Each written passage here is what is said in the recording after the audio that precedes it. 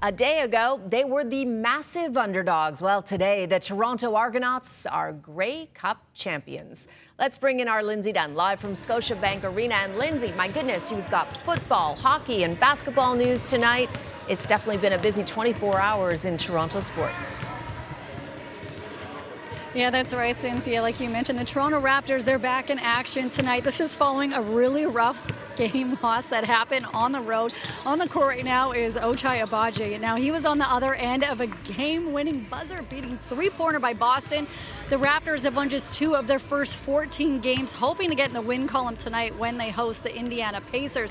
And while their season has started off pretty rough, another Toronto team ended their season with a victory. Of course, we're talking with the Argos once again being Grey Cup champions.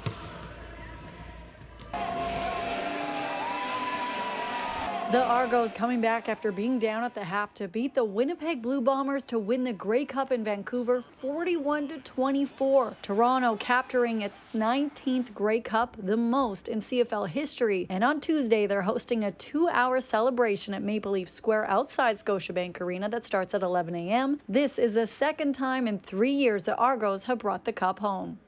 Look at your cooking!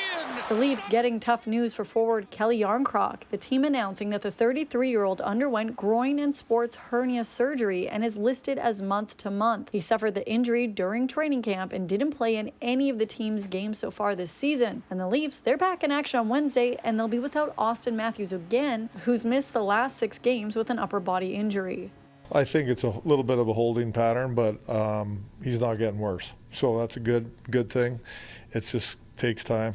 PWHL teams in training camp right now, and the league announcing that they will once again be playing games outside of the regular markets. Toronto will play in 2 neutral site games, the first being against Montreal in Vancouver in January, and the second at a location that will still be determined against Ottawa.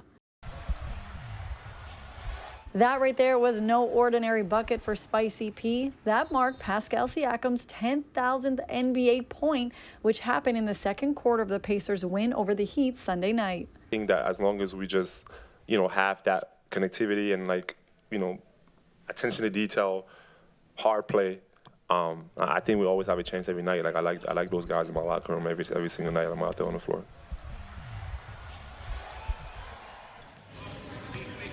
Now, Pascal was traded to the Indiana Pacers in January with a deal that brought Bruce Brown and a number of other players to the Raptors. Bruce, the only one remaining from that deal in the Raptors organization, and Bruce is hurt. Take a look at the Raptors' growing injury list, which also adds to the fact that they're only 2-12 in the record. Bruce Brown is on the injury list, as well as Scotty Barnes, DJ Carton, Emmanuel Quickly, Kelly Olynyk, and Jacoby Walter, all out again for tonight's game.